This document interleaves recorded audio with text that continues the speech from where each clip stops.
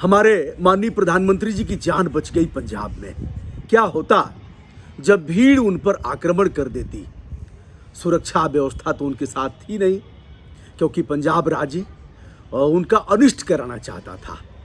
अब बारिश भी करवा दिया, भगवान राम से अनुरोध करके इंद्र भगवान से बारिश करवा दिया। बारिश करवा दिया तो हेलीकॉप्टर जाने में असमर्थ हो गया। फिर प्रधानमंत्री जी रैली तो करेंगे ही, क्योंकि डिजिटल इंडिया और स्टार्टअप और इस अत्याधुनिक युग में उन्हें संतोष तो है नहीं, एक जगह से करेंगे नहीं। 90,000 ओमिक्रॉन और कोरोना के मामले जहां एक दिन में आए, कल के दिन में, तो प्रधानमंत्री जी मान कैसे सकते हैं? बहनों भाइयों करेंगे ही। अब अच्छा ड्रेस पहनेंगे, दिखाएंगे दुपट्टा कैसे लगेगा, दुपट्टा सरक रहा है, मेरा दिल धड़क रहा है। आज नहीं कल मानोगे, डिजिटल रैलियां करोगे। जोर दे करके कह रहा हूं, किसी की औकात नहीं है जो रैलियों को इसी तरह से करने दे। रैलियां रुकेंगी, डिजिटल रैलियों का युग आएगा, लेकिन तब तक बहुत देर होगी। और 10, 20 से 30 करोड़ रुपए एक रैली में फूकने का जो गरीब देश में नाश करने की जो प्रवृत्ति बन पड़ी है, इससे मानोगे नहीं। नमक बांट रहे हो ना, नमक पर मोदी जी का, तेल पर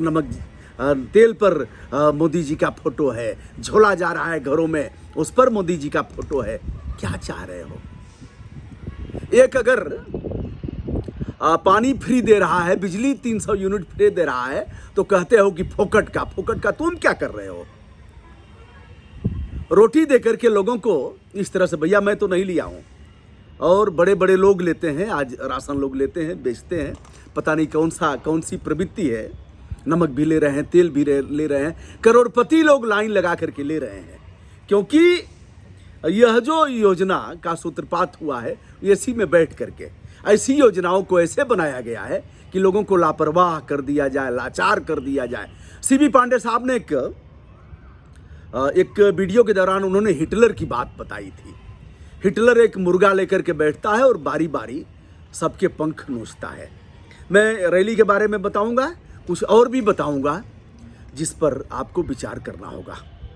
हिटलर मुर्गे की एक एक पंख नोचते जाता है, मुर्गा चिल्लाता जाता है, नोच रहा है, मुर्गा चिल्ला रहा है, नोच रहा है, मुर्गा चिल्ला रहा है। अंत में मुर्गा बिना पंख के हो गया। तो अब क्या करता है हिटलर? बिना पंख वाले मुर्गे को दाना देता है, आगे बढ़ता जाता है और दाना छींटता जाता है, मुर्गा पीछे पीछे चलता जाता है। ऐसे ही मुर्गा बना रहे हो देशवासियों को। दाना छीटोगे और लोग मुर्गे की तरह जय जयकार करेंगे। काहे भैया, पंजाब में कोई जरूरी था क्या आपका जाना? क्यों नहीं आप डिजिटल रैली कर दिए? यहीं से बोले होते, मेरे पंजाब के भाइयों बहनों, भगत सिंह की माटी को हम, ऐसे कर देते भैया, सब सुन लेते। सब सुन रहे हैं आपको, मुझे सुन रहे हैं, मेरे जैसे अदना से व्यक्ति को अगर देश विदेश में 180 देश देख रहे हैं, तो आपके पास तो सारे संसाधन हैं हुजूर। काहे को देश का नाश कर रहे हैं? देश को बचा लीजिए। बहुत गरीब है साहब, पैसे नहीं हैं, लोग दवा नहीं कर पा रहे हैं, लोग पढ़ाई नहीं कर पा रहे हैं। पॉलिटेक्निक का जो 10,000 था, 1 लाख, लाखों रुपए कर दिया फीस। शिक्षक नहीं है। मेरे आए पॉलिटेक्निक पे, मैंने जिला योजना में उठाया था, यह सारे लोग थे, सांसद थे, मिनिस्टर थे। पूर्ववर्ती सरकार में 2 सरकारों में रहा हूँ, बहुजन समाज पार्टी में और समाजवादी पार्टी में। मैंने कहा राजकीय पॉलिटेक्निक कॉलेज में गणित,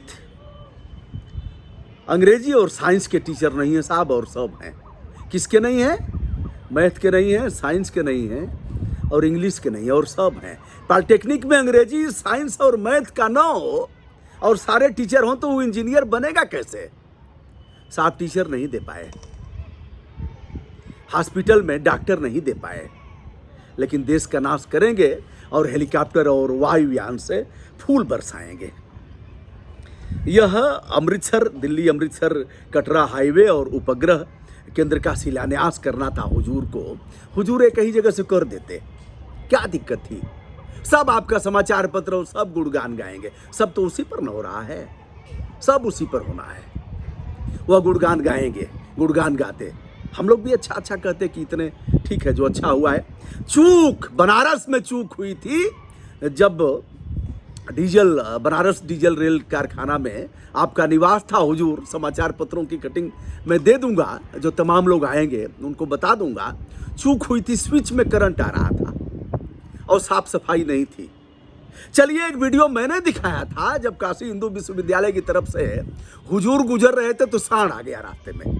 अक्सर आ जाते हैं, भगवान शिव का क्षेत्र है, अविनाशी का क्षेत्र है, भूत भावन भगवान शंकर, जहाँ कंकर कंकर शंकर बोलता है वहाँ नंदी तो आएगा ही। नंदी आ गया, चूक हुई, चूकी से बना गया।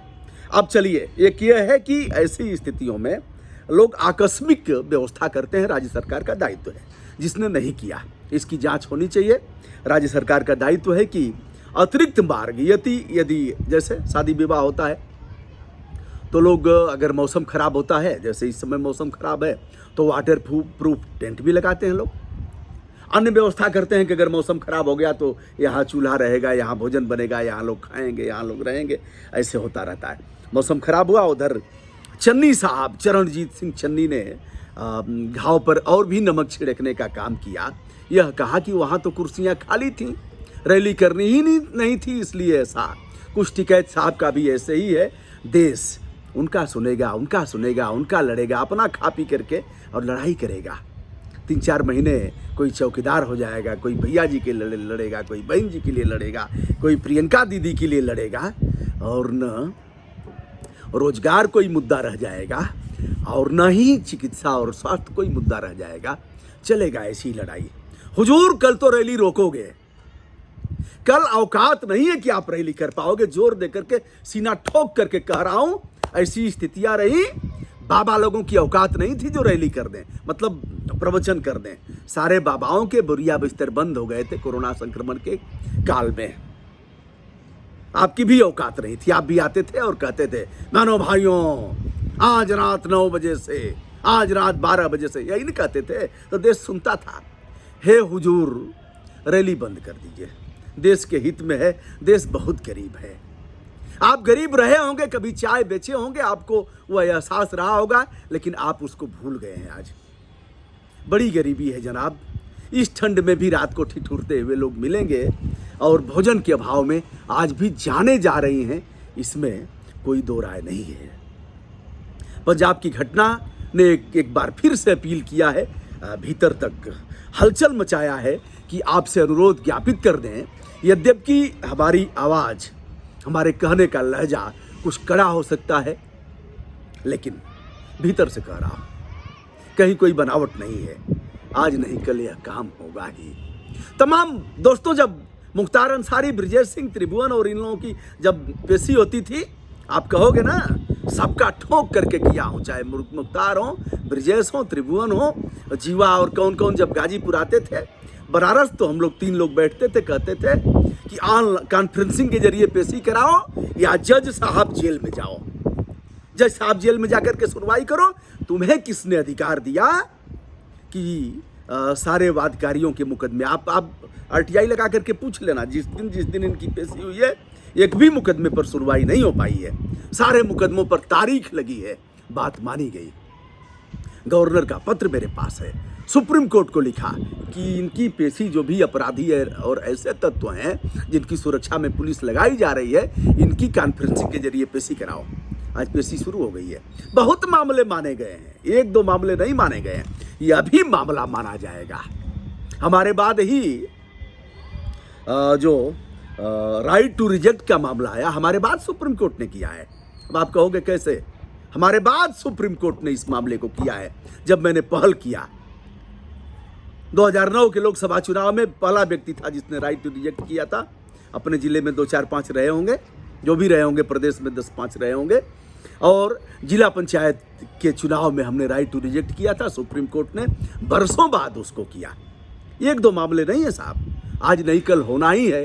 हे हुजूर, कल मानोगे, छाती में दम नहीं रहेगा कि निकल पाओगे।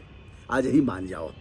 नमक बांट रहे हो, 10 रुपए का नमक 20 रुपया, 20 रुपये, 10 रुपए का नमक 20 रुपया लिख करके और दिया जा रहा है। फोटो लगा है, बहनों भाइयों, फोटो लगा करके क्या बता रहे हो? चिढ़ा रहे हो देश की जनता को। मैं चिढ़ा नहीं हूं। और ऐसा ही अगर हुआ है अन्य दलों की सरकार में तो उनके साथ भी किया हूं। ऐसा नहीं है कि केवल आप ही। तो देश का जागरूक नागरिक होने के नाते ऐसा कर रहा हूं और अब से भी रहम करिए, एक जगह से बोल करके बैठ कर दीजिए। अन्य दल भी ऐसा ही करेंगे। अन्य दलों से भी कह रहा हूं, बबुआ जी से भी कह रहा हूं, बंद कर दो रैली, बहुत अच्छा नहीं लग रहा है। बहन जी से भी कह रहा हूं कि बंद करिए रैली। ममता दीदी से कह रहा हूं, प्रियंका गांधी से कह रहा हूं, बंद करो। देश की सेहत के लिए यह अनिवार्य है कि रैलियां बंद हो, डिजिटल रैलियां हो। सब देखते हैं, झोपड़ी से भी लोग देखेंगे, जहां नहीं देख रहे हैं आपके वर्कर करेंगे क्या? उनको काम चाहिए, उनको काम दीजिए साहब। अब तो नेट पैक भराया जाएगा, सबको दिया जाएगा कि छेड़ो छेड़ो, रोको रोको। तिवारी जी खान साहब बन करके आ जाएंगे, दुबे जी मोहम्मद साहब बन करके आ जाएंगे, सिंह साहब भी यही करेंगे, खान साहब पंडित जी बन करके आएंगे। यही ना सिखा रहे हो। चलिए दोस्तों, अगर मैंने कुछ अनुचित कहा है तो भी हमने राष्ट्र के हित में कहा है और अपने फंडामेंटल ड्यूटी का पालन किया है। सत्यम वदति, सत्य कहने की जरूरत है और थोड़ा धारदार हो तो भी चलेगा। और संविधान सम्मत जो हमारी ड्यूटी है, संविधान के अनुच्छेद 19(1) में वाक और अभिव्यक्ति की आज़ादी, उसके आलोक में कहा है और भीतर से आत्मा ने कुरेदा है, इसलिए कहा है। विनम्रता के साथ ब्रजभूषण दुबे का सादर नमस्कार। रैली बंद करिए हुजूर, बंद करिए, बंद करिए, बंद करिए। आज नहीं कल बंद होगी, अभी से बंद कर दीजिए।